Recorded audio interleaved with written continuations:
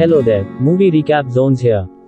Today, I will make sense of a French loathsomeness spine-chiller film called Evolution. Spoilers ahead. Look out and fare thee well. Nicholas is a debilitated youngster living by the ocean with his mom. One day while swimming in the ocean, Nicholas glimpses what has all the earmarks of being a dead kid with a red starfish on his stomach. Nicholas rapidly picks his direction across the striking dull rocks of his town's coastline to report his disclosure to his mom. Mom quickly goes jumping and brings back the starfish, however she lets him know there is no dead body there. At home, Nicholas is given wild dinners for dinner, and his mom provides him with a portion of prescription. Nicholas asks his mom what disorder he is having. His mom makes sense of that all young men on this island require medicines on the grounds that their bodies will change and debilitate as they age. Sometime thereafter, all moms on the island are seen assembling someplace. They are going to the coastline. Then, Nicholas' mom brings back the dead body Nicholas saw previously, and different moms accumulate around it. The next day, Nicholas plays with his starfish. After another kid taunts him for fearing it, he becomes irate and assaults the kid. He later chops off one of the starfish's arms. After his explosion, his mom takes more time to a clinic for standard perception. At the medical clinic, a specialist infuses a yellow fluid into Nicholas' stomach. He is then told to remain one night in the medical clinic. Nicholas later ends up in a ward with other young men who have been also worked on. They start to address what infection they are having. Around evening time, the scene shows attendants who are being performed to watch recordings of cesarean segments. The next day, Nicholas is set free from the clinic. He starts to associate his mom and the medical attendants with having deceived him. He visits his companion's home, Victor, and they escape in the evening to see what the moms are doing. Nonetheless, Victor gets frightened, so he runs back home. Nicholas proceeds with his way to find reality. Whenever he shows up, he's exceptionally astonished at what he sees. He sees the ladies lying together totally naked, squirming around in the mud, and passing an item starting with one then on to the next. He promptly runs back home. A couple of hours after the fact, at home, he sneaks a look at his mom as she is showering off the mud. He sees that she has what gives off an impression of being suckers on her back. Back at the clinic, Nicholas is given an ultrasound. To his mom's clear delight, they hear the heartbeat of a baby. Nicholas is then taken into a space to remain one more night in the emergency clinic while pausing for the last medical procedure. There, he meets different youngsters, including his dearest companion, Victor. Soon thereafter, Victor is worked on. After the activity, an animal is removed from his stomach and put in a container. Victor kicks the bucket during the activity. In the first part of the day, Nicholas gets some information about Victor's whereabouts. The nurture lies and tells Nicholas that Victor is recuperating.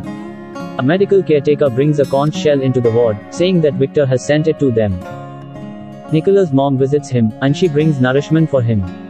Be that as it may, he won't eat what she takes care of him.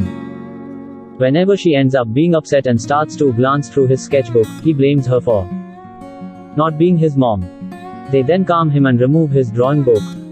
In the medical clinic, Nicholas fosters a companionship with one of the attendants, Stella, who appears to have started to appreciate Nicholas. Stella sneaks Nicholas pastels and draws with him. Nicholas' drawings incorporate a dead kid and starfish, yet additionally a bike, a vehicle, a structure, and a giraffe. Stella then lets him know confidential. She shows Nicholas a document with pictures of ladies with suckers on their backs, including one of a youngster. That evening, she brings him down to the ocean, shows him the suckers on her back, and permits him to contact them prior to bringing him into the water. Notwithstanding, due to being in the water for a really long time, Nicholas drops. Stella quickly resuscitates him utilizing CPR. Nicholas returns to the emergency clinic. Around evening time, he slips into another room, where he finds one of the young men. At the point when Nicholas approaches, the kid lays Nicholas' hand on his own stomach, and he feels development in the kid's body. In the wake of constraining Nicholas to push on his stomach, he starts to upchuck. Nicholas takes off in dread and goes into an alternate room. There, he sees one of the young men drifting in a tank. Not long later, he is gotten by a medical attendant. Furthermore, he is taken for the last medical procedure. After the medical procedure, Nicholas stirs in a tank. He is handcuffed and sees what seems, by all accounts, to be two infants inside the tank with him. He is stunned to see this, and he blacks out. Nicholas awakens and again ends up by the ocean with Stella. They again enter the water, however this time she squeezes her mouth to his as she swims with him, giving him air to inhale submerged. She pushes him to the surface, and the two end up in a little paddle boat drifting away from the island. Subsequent to ensuring Nicholas has a beverage of fresh water, Stella slips once again into the ocean, probably to return to the island. Nicholas stays on the boat and, by sunset, winds up moving toward the harbor of a significant city. What's more, that is the consummation of the film. Presently, for the clarification, the story is occurring in a spot by the ocean where we see a gathering of humanoids carrying on with their lives. This spot, as may be obvious, has just young men and female grown-ups. No little kids or male grown-ups. As displayed later in the film, the female grown-ups have suckers on their backs, demonstrating that they are humanoid water-based life forms. They inhale submerged as well. These humanoids are the after effect of the development of the starfish. The main way the grown-ups of this species can replicate as agamic as there are no grown-up men. It resembles the best way to make infants as by remotely making a zygote and setting them in the guts of youngsters. The collections of these young men appear to be ready to have the embryo up until one point. From that point onward, the babies should be carefully taken out and developed remotely. Now and then, assuming that the kid's body can make dew, they place the kid in a tank where the baby fills remotely in the water while still associated with the kid. As we can find in the film, Nicholas is being allowed medicine consistently. This is to set up his body to have the embryo. Whenever the time has come, he's conceived, and the zygote is infused into him. Other young men on the island are being given a similar treatment. We can expect that every one of those young men are taken consistently from urban communities and taken to this coastline place.